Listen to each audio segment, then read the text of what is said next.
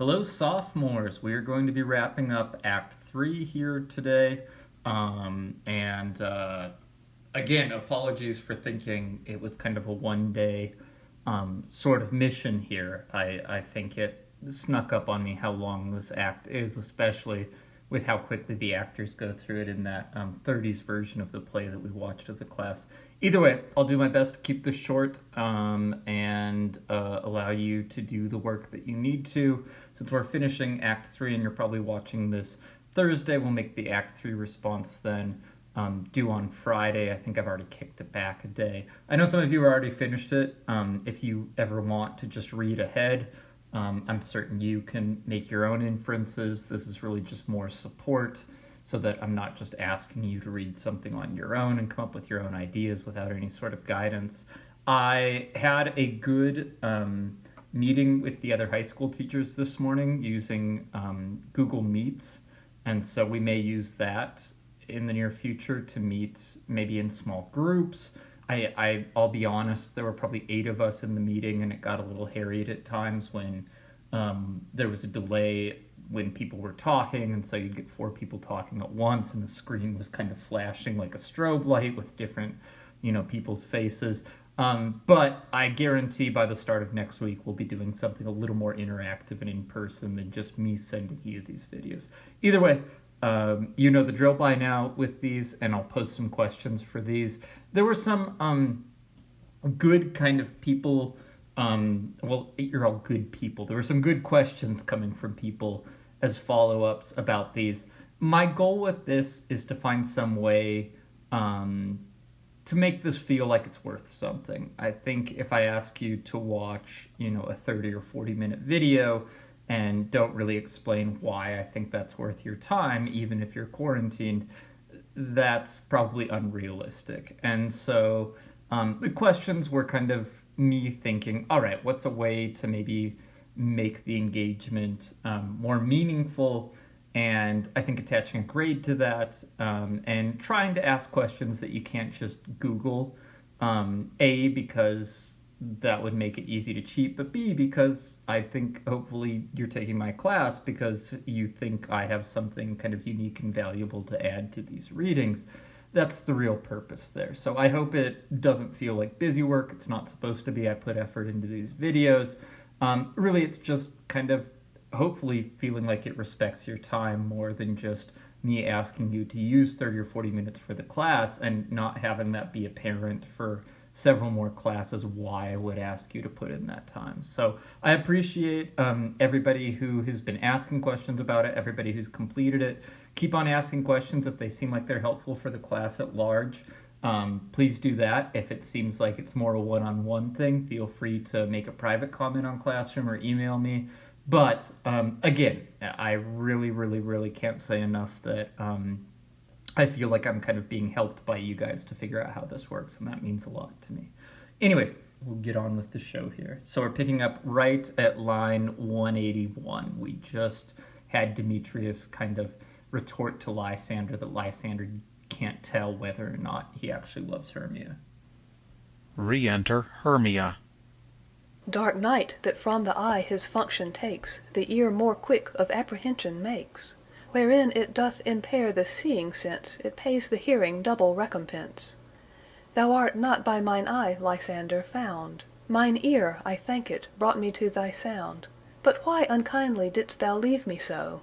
Okay, as we've seen in a lot of other comments that I've made about this, Shakespeare seems to be playing with the physical senses. And so if you notice Hermia's speech here, she's talking about the fact that it's nighttime, and again, if you're playing along at home, thinking about this as probably being the second day at this point, or the end of the first night, I'm sorry, probably makes some sense. But Hermia says, because it's a dark night, my eye can't function anymore. And so my ears, my hearing will kind of make me figure out what's happening. And I think we've seen a lot in this play where Shakespeare's kind of asking, where do we kind of perceive love in the world? I mean, if we're around a person, what sense is most at play for making us decide that we love them? And I think we've seen a lot of it seems to be visual in this play,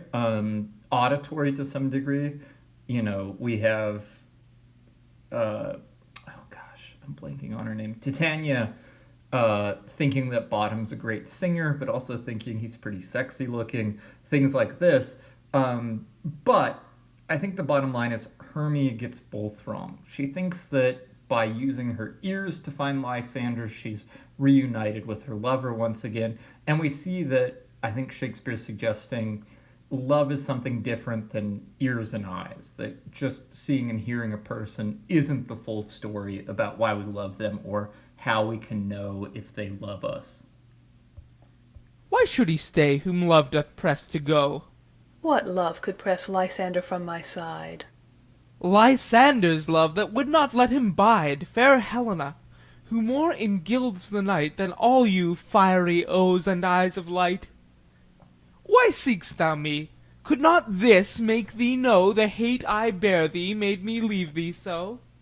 You speak not as you think. It cannot be. All right, and so obviously Hermia's grappling with a world that's turned upside down at this point. Lysander rejecting her, but I think her response here is a meaningful one. You speak not as you think, it cannot be. If you remember way back to Act 1, Scene 1, when Aegeus is laying out his case in the first few pages of the play, he says that his daughter has a brain that works, but it isn't able to kind of see through Lysander's songs and those weird hair bracelets that he makes for her, things like that. I think Hermia's recycling that idea again, that when somebody's actions don't make sense, we say, oh, that there is a person in there who is smart and who is rational, but something else is going on. And so Hermia's, you speak not as you think, it cannot be, saying that there's something going on that's making his words not line up with his brain or his heart. I think we see that at many points here when people are kind of in denial about how someone around them feels. I think we see it with Aegeus, wondering why Hermia is seemingly betraying him and loving Lysander. And now ironically, we see the same character using that excuse to Lysander to try and get this description of why Lysander is in love with Helena. Sorry about that, I'm trying to sell an old iPad. All right, here we go. Lo! She is one of this confederacy. Now I perceive they have conjoined all three to fashion this false sport in spite of me. Injurious Hermia, most ungrateful maid, have you conspired? Have you with these contrived to bait me with this foul derision? Is all the counsel that we two have shared, the sisters' vows, the hours that we have spent, when we have chid the hasty-footed time for parting us, is it all forgot? All school-days friendship, childhood innocence. We, Hermia, like two artificial gods, have with our needles created both one flower, both on one sampler, sitting on one cushion, both warbling of one song, both in one key, as if our hands, our sides, voices, and minds had been incorporate.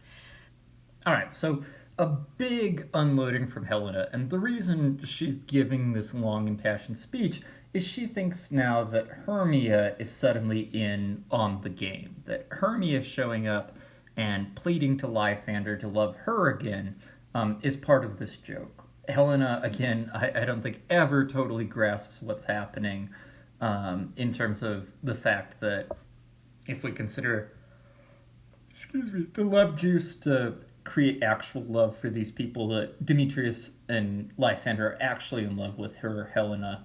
But either way, she thinks Hermia is in on this. And starting about line 203, we have this long speech that she gives specifically to Hermia. And I think it's kind of a heartbreaking speech because she's asking why Hermia has decided to kind of make fun of her and hurt her in this way. And so she's bringing up their past. And we got a little of that way back in Act 1, Scene 1 at the end of it, when Hermia says to Helena, oh, I'm going to that place with Primrose where you and I would lie as girls and,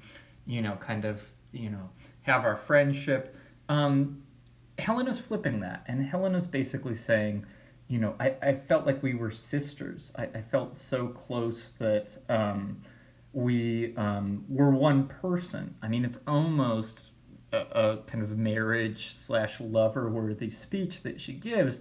I don't necessarily think that there's anything romantic or sexual happening, but I think the feelings are that deep. And I think, anybody who's had a really, really intense friendship, a best friend that they care deeply about, knows that those feelings are intense. So I think we see Helena really hurt and really trying to also make Hermia understand where this hurt is coming from by reminding Hermia of their friendship and the fact that they were so close, and that's why this feels so painful, because it feels like the ultimate betrayal. She will go on and talk about how she can understand Lysander and Demetrius turning on her and kind of making fun of her and saying that they love her for sport, but she can't understand why another woman, and why the woman who's probably the closest to her in her life, has joined this game. And again, I think Helena has this kind of lens of gender that we would expect men to kind of, tease or even trick women, but we wouldn't necessarily expect women to do that to women. Helena seems to be, again, using gender as her main way of kind of thinking about the world. So we grow together like to a double cherry, seeming parted, but yet a union in partition. Two lovely berries moulded on one stem, so with two seeming bodies but one heart. Two of the first, like coats in heraldry, due but to one, and crowned with one crest. And will you rent our ancient love asunder, to join with men in scorning your poor friend? It is not friendly, 'tis not maidenly. Our sex as well as I may chide you for it, though I alone do feel the injury. Okay, and just to wrap up here, Helena, again, going back to this idea of gender, says basically, Hermia, do you think you're joining the boys' club? Do you think, in essence, you're becoming a man by treating me this badly? It's not maidenly. It's not the kind of feminine thing to do. It's not being a good woman. And our sex, so women in general, may chide or kind of punish you or scorn you for it. So again, I think there's a suggestion here that Helena is not necessarily an opportunist, but that she has very complex ideas about gender. That we have Helena earlier in the play basically bemoaning the fact that she can't pursue men the way men pursue women, and in that moment seems to almost think that men get a better deal in some ways than women do, but is also willing at certain points to say, especially to Hermia, the other main female character, you need to be more of a woman. And so I think Helena kind of plays at different points both sides of that. I don't necessarily think that makes her insincere or a liar. I think it just shows that, for very few people, gender is something that kind of starts here and ends there, and that's how it's always been, and that's how it always will be. I think, even people who have very traditional views find themselves sometimes aligning more with the ideas of a different gender than their own. And again, that doesn't necessarily mean that they question it. It just means that, I think it's hard to say you're part of that club every moment of every single day without ever questioning what goes along with that or feeling weird about being part of that club at times.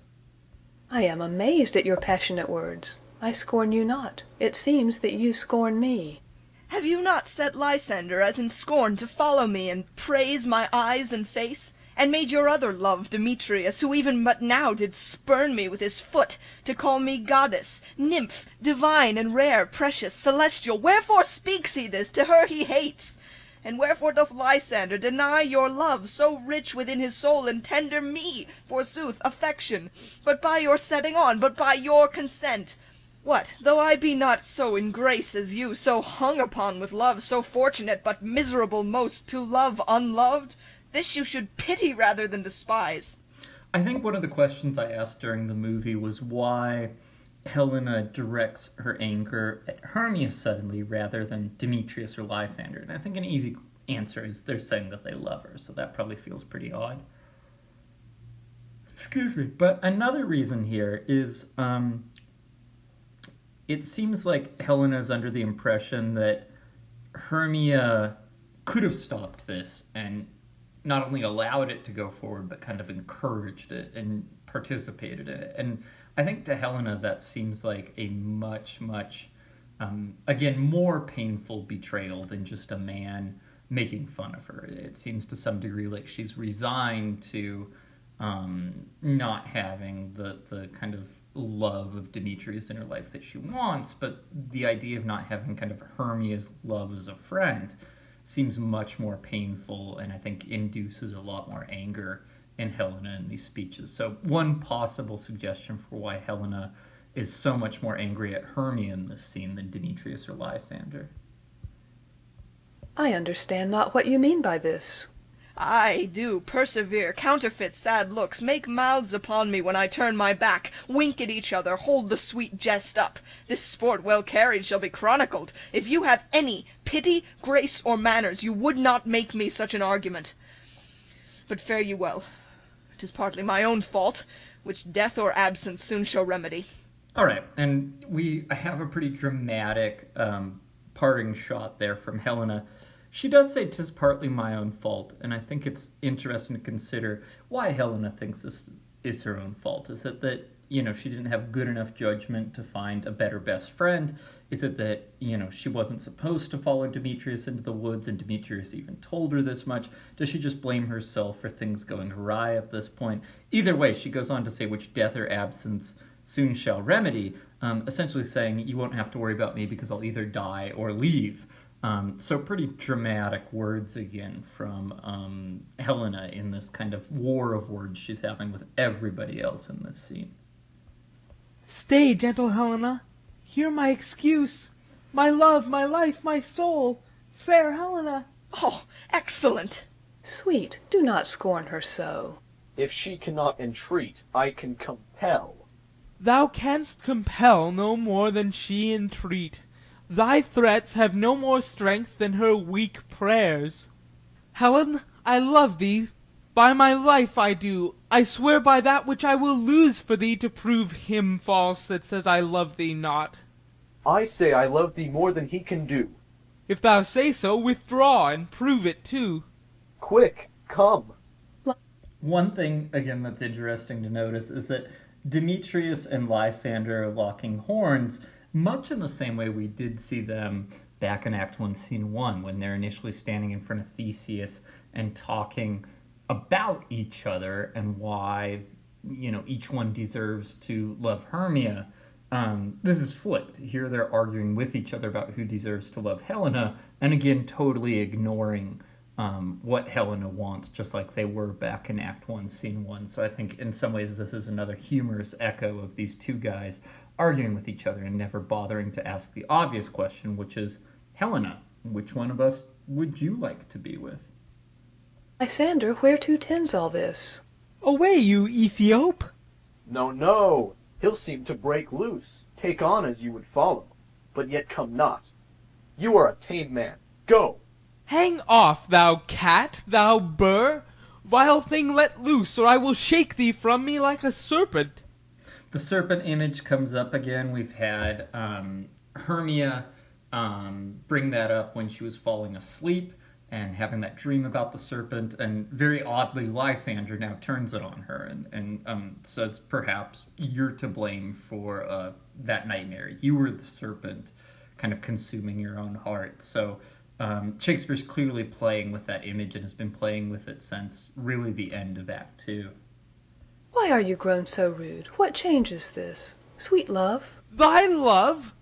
Out, tawny Tartar, out! Out, loathed medicine, hated potion, hence! Do you not jest? Yes, sooth, and so do you. Demetrius, I will keep my word with thee. I would I had your bond, for I perceive a weak bond holds you. I'll not trust your word.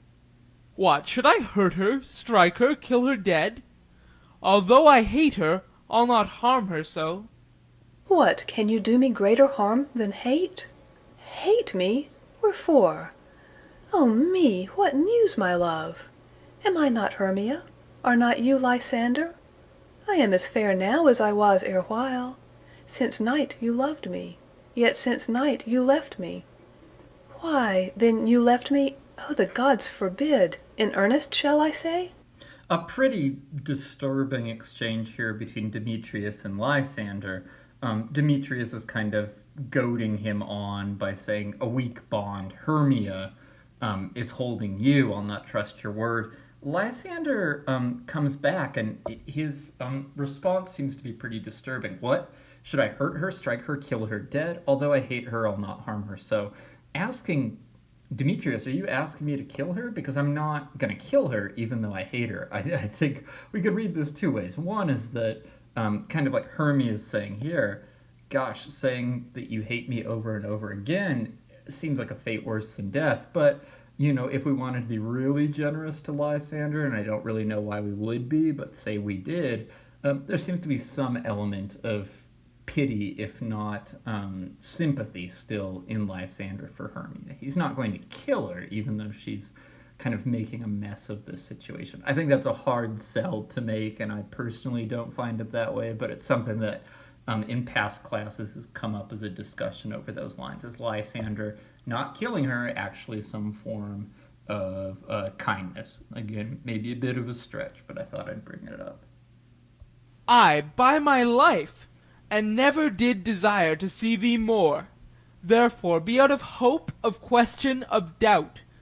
Be certain nothing truer, 'tis no jest, that I do hate thee and love Helena. Oh me, you juggler, you canker blossom, you thief of love! What, have you come by night and stolen my love's heart from him? Fine, i'faith! Have you no modesty, no maiden shame, no touch of bashfulness? What, will you tear impatient answers from my gentle tongue?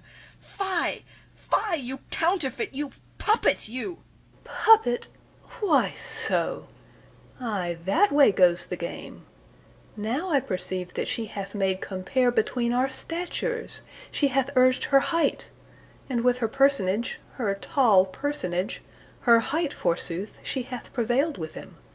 Are you grown so high in his esteem, because I am so dwarfish and so low? How low am I, thou painted maypole? Speak, how low am I? I am not yet so low, but that my nails can reach unto thine eyes.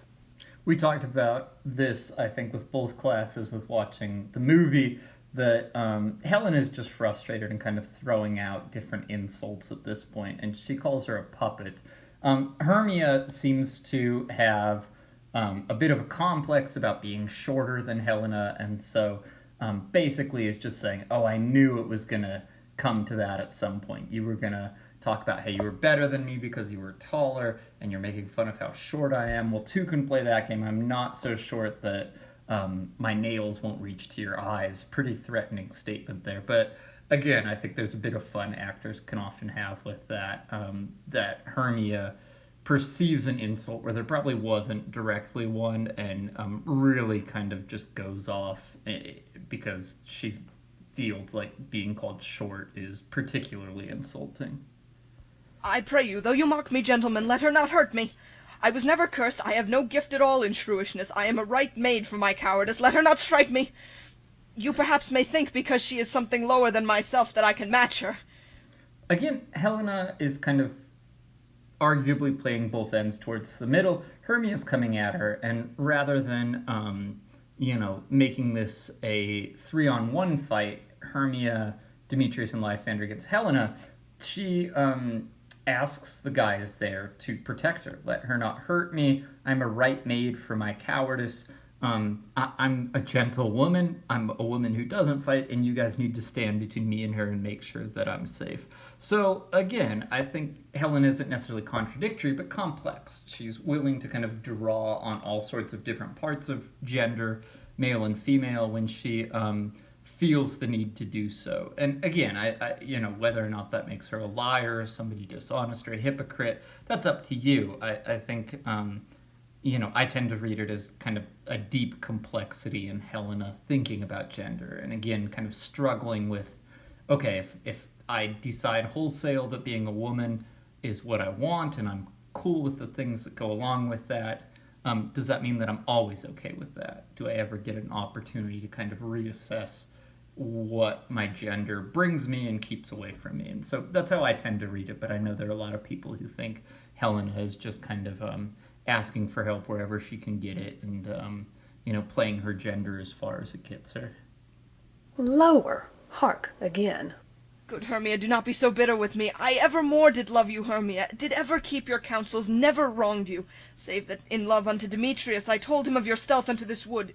He followed you. For love I followed him, but he hath chid me hence, and threatened me to strike me, spurn me, nay, to kill me too, and now, so you will let me quiet go, to Athens will I bear my folly back, and follow you no further. Let me go, you see how simple and how fond I am. Why, get you gone. Who is it that hinders you? A foolish heart that I leave here behind. What, with Lysander? With Demetrius! All right, and so an interesting exchange going on here that Helena says, look, this has gone too far. I didn't mean to take it to this point. I told Demetrius you were going to be here. I followed him into the woods. He threatened to kill me. Now I'm in this mess screaming at you. I just want to leave. Let me go. You see how simple and how fond I am. Hermia keeps goading her and says, well, what's keeping you here? Why don't you just leave rather than talk about leaving? Helena's response is a foolish heart that I leave behind here, that there's still something that she doesn't understand about why she loves. And I think, her answer is, I still love Demetrius, and so it's hard for me to leave because this may be the last time that I see him. You may end up with him the next time I see you, if I ever see you again. I wonder to some degree if the foolish heart is also for Hermia. Again, not necessarily romantic or sexual, but that this is a friendship where she treasures it deeply. I think that's very clear. And so to realize that this will be the end of it, this is a fight that will kind of make them never be friends again, maybe she's standing and hoping that, out of the blue something will happen that'll kind of put this aside and let everybody laugh at it. And that will happen. She probably doesn't realize it's, Puck and the Love Juice and Oberon and Titania and Bottom. But I wonder if that foolish heart is also partially for Hermia as a friend who has meant everything to her prior to this mess with Lysander and Demetrius cropping up. Be not afraid. She shall not harm thee, Helena. No, sir, she shall not, though you take her part. Oh, when she's angry, she is keen and shrewd. She was a vixen when she went to school, and though she be but little, she is fierce. Little again. Nothing but low and little. Why will you suffer her to flout me thus? Let me come to her. Get you gone, you dwarf, you minimus of hindering knotgrass maid, you bead, you acorn.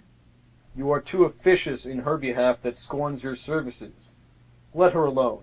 Speak not of Helena. Take not her part. For if thou dost intend never so little show of love to her, thou shalt abide it. Now she holds me not. Now follow, if thou darest, to try whose right of thine or mine is most in Helena. Follow? Nay, I'll go with thee, cheek by jowl. Okay, and so if we're laughing earlier at the fact that Lysander and Demetrius aren't asking the girl that they're fighting over what she thinks, which they've done twice now, we have an even more extreme version of this. Lysander and Demetrius are going to go into the woods and try to fight and potentially kill each other to determine who has the right to Helena here.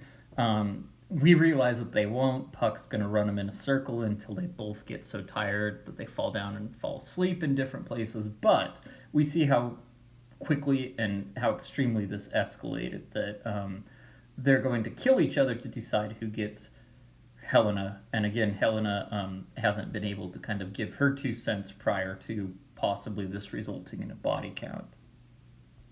Exeunt Lysander and Demetrius. You, mistress, all this coil is long of you. Nay, go not back. I will not trust you, nor longer stay in your cursed company. Your hands than mine are quicker for a fray. My legs are longer, though, to run away. Exit. I am amazed, and know not what to say. Exit. This is thy negligence. Still thou mistakest, or else committest thy knaveries wilfully. Believe me, King of Shadows, I mistook. Did not you tell me I should know the man by the Athenian garment he had on? And so far blameless proves my enterprise, that I have anointed an Athenian's eyes. And so far am I glad it so did sort, as this their jangling I esteem a sport. All right, so this is the exchange that I think, again, if we think of Puck as somebody always out to screw things up, makes us reconsider that. Oberon's laying at him, calling him, this is thy negligence. You did this because you weren't paying attention. You screwed things up because you're not paying attention to details. You mistakest, or else you commit these knaveries willfully. So either you're dumb and you couldn't follow my directions, or you thought screwing this up would be a better idea. Oberon's really going after him. Puck, however, I think rightfully kind of defends himself. I mistook. Didn't you tell me that the person was just wearing Athenian garments? You didn't give me a name. You didn't give me a better description of that. I'm blameless because my enterprise was one that I carried out. I anointed the Athenians' eyes. I put the love juice on some guy wearing Athenian clothes, and that's as much direction as you gave me. However, and so far I am glad it did so sort, as in their jangling I esteem a sport. But since it's screwed up and we've got this kind of fun mayhem to sit back and watch, I'll at least buy a ticket to the carnival. I think there's still that element in Puck. But I think he often gets an unfair reputation as a knave. He likes when things go wrong, but he doesn't necessarily set out to make it that way. He'll just sit back and laugh if it ends up turning into that. Thou seest these lovers seek a place to fight. Hie thee therefore, Robin, o'ercast the night. The starry welkin cover thou anon with drooping fog as black as Acheron, and lead these testy rivals so astray as one come not within another's way. Like to Lysander, sometime frame thy tongue, then stir Demetrius up with bitter wrong. And sometime rail thou like Demetrius, and from each other look thou lead them thus, till o'er their brows death counterfeiting sleep, with leaden legs and batty wings doth creep. Then crush this herb into Lysander's eye. If you're, again, playing the kind of timetable while you're reading this, Oberon gives interesting instructions to Puck here. He says, Robin overcasts the night, the starry welkin, which is the sky, cover it right now with drooping fog. We have a good reason to think that this is already in the dark, because we just had Hermia say she had to follow their voices rather than see where they were to find them because it was so dark. So why Oberon tells Puck, if Hermia can't find them, to create fog so that they can't find each other seems excessive. It's again, I'll give my thoughts about why there seem to be these inconsistencies in the kind of timeline of the play, but it seems like an odd thing because we just had Hermia saying that she couldn't find anybody, it was so dark. So why then would Puck need to create this fog to kind of keep people from seeing each other if we're already at that point? Whose liquor hath this virtuous property, to take from thence all error with his might, and make his eyeballs roll with wonted sight. When they next wake, all this derision shall seem a dream and fruitless vision, and back to Athens shall the lovers wend, with league whose date till death shall never end. Whiles I in this affair to thee employ, I'll to my queen and beg her Indian boy, and then I will her charmed eye release from monsters' view, and all things shall be peace.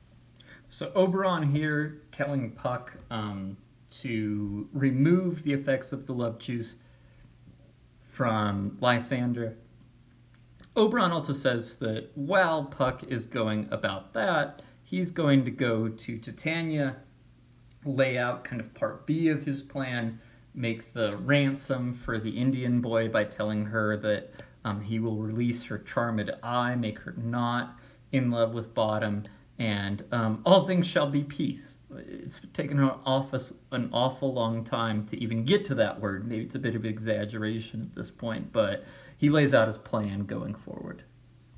My fairy lord, this must be done with haste, for night's swift dragons cut the clouds full fast, and yonder shines Aurora's harbinger, at whose approach ghosts wandering here and there troop home to churchyards, damned spirits all that in crossways and floods have burial, already to their wormy beds are gone, for fear lest day should look their shames upon.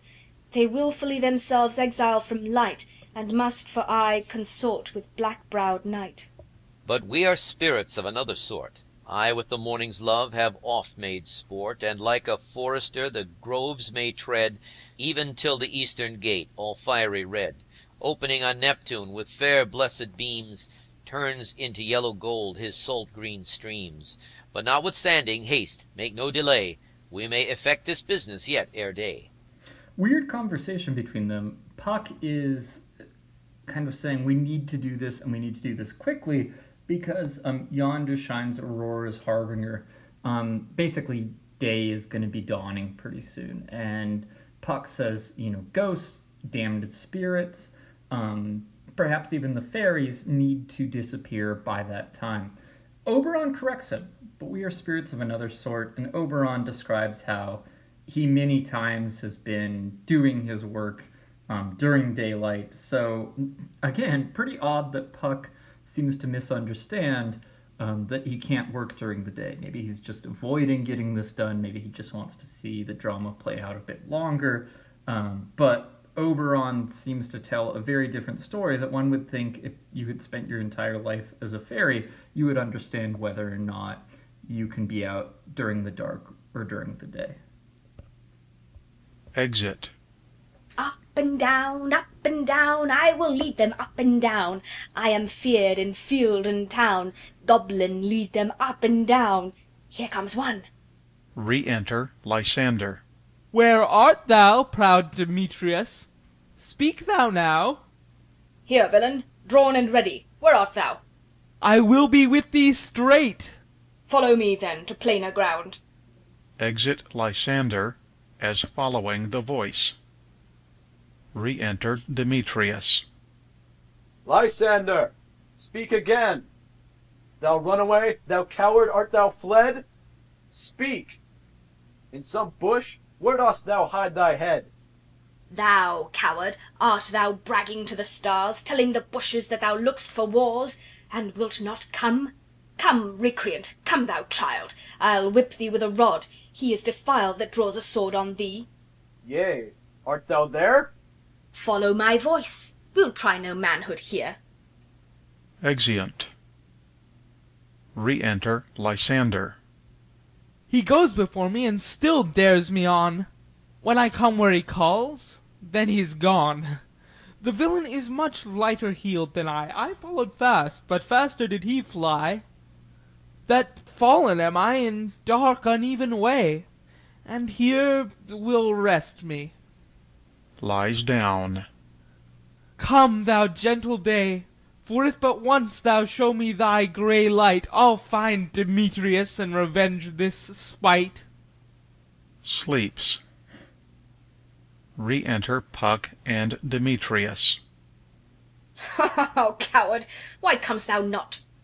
Abide me if thou darest, for well I wot, thou runnest before me, shifting every place, and darest not stand nor look me in the face. Where art thou now? Come hither, I am here. Nay then, thou mockest me.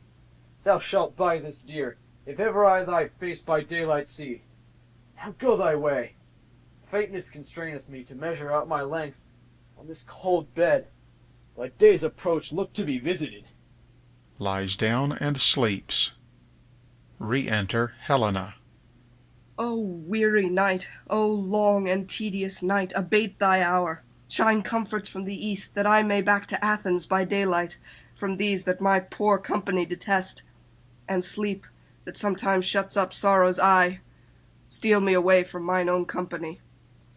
Again, I think we can always rely on Helena to make kind of a pitiful speech here.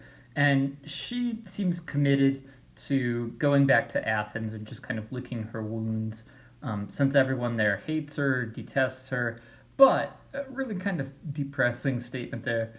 Sleep that sometimes shuts up sorrow's eye, steal me a while from my own company. Basically, things have gone so badly, and I'm so depressed about how this is going. I'm so upset. Maybe if I sleep, I can at least while I'm asleep forget about it for a while. It reminds me of a not really a joke, but a saying that my dad said his dad used to say to him whenever my dad, skinned up his arm when he was a kid or something like that. My grandfather would always tell him, it'll just stop hurting when the pain goes away. And if you think about that statement, of course. But I think, the idea that it only hurts when you're awake, I think Helena says that love often kind of feels that way, that it's all-consuming, and that the best you can hope for is to let your mind just be in another world for a few hours while you're unconscious. lies down and sleeps. Yet but three. Come one more. Two of both kinds make up four. Here she comes, cursed and sad. Cupid is a knavish lad, thus to make poor females mad. Puck takes an interesting stance here. Cupid is a knavish lad, thus to make poor females mad. Probably mad like crazy, but Cupid seems to be blamed here for causing love that can, cause such kind of anger, cause friendships to dissolve, cause people to scream at each other, say things that they're going to regret for a long time. It's interesting that Puck, I think at times feels like the referee or the umpire here, and is kind of shaking his head at both sides. That Cupid would ever shoot arrows that could make people act this way, and that people would act this way once they get hit by them. Re-enter Hermia. Never so weary, never so in woe, bedabbled with the dew and torn with briars. I can no further crawl, no further go. My legs can keep no pace with my desires. Here will I rest me till the break of day. Heavens shield Lysander, if they mean a fray. Lies down and sleeps. On the ground sleep sound. I'll apply to your eye, gentle lover, remedy. Squeezing the juice on Lysander's eyes. When thou wakest, thou takest true delight in the sight of thy former lady's eye, and the country proverb known that every man should take his own, in your waking shall be shown. Jack shall have Jill, naught shall go ill, the man shall have his mare again, and all shall be well. All right, and that is the end of Act 3. Final thing to note here is that Lysander is now kind of back to normal, therefore loving Hermia. It's as though the love juice never touched him. Demetrius, like I said, ends the play still under the effects of the love juice. Still will be in love with Helena, not necessarily because he actually loves her, but because, Puck has never removed the potion that he applied to him back in Act 2. So, kind of disturbing way to end this out, and we'll ask that later in Act 5, if Helena picks up on the fact that Demetrius is enchanted rather than actually in love with her, or even if that makes a difference. I guess a good question is, would that look any different? Would that feel any different? Is that actually any different to be enchanted or to be in love? But, interestingly, Lysander, by the end of Act 3, is back to normal. Demetrius is not. I will make the Act 3 response due Thursday night then, tomorrow night, to account for you being able to listen to this lecture tomorrow. I'll post some questions shortly that go with this along the lines of, the questions that went with the Day 2 lecture, just asking you to listen to this and, answer here and there what I talk about. It may be helpful to have, if at all possible, another device with those questions open, so that you can do them as they're coming up or to print them out. I'll see if maybe I can find a better way to do that. I guess you could also just have another window open if you're on a laptop or something like that. Either way, the goal there is to make this kind of more helpful, make more sense why I'm asking you to listen to these. And again, I greatly appreciate that you guys have continued participating, reaching out to me, asking questions. Making this feel like it's still the kind of community we had when we were sitting together in room 406. So I appreciate that. It's helped me get through some of the kind of COVID-19 blues I've been having just by being stuck indoors and not seeing everybody when I greatly like to. But we'll get through it together, and we'll figure out how to do this and how to take care of each other while we do it. Have a good evening or morning or afternoon, as it were, and I will talk to you soon.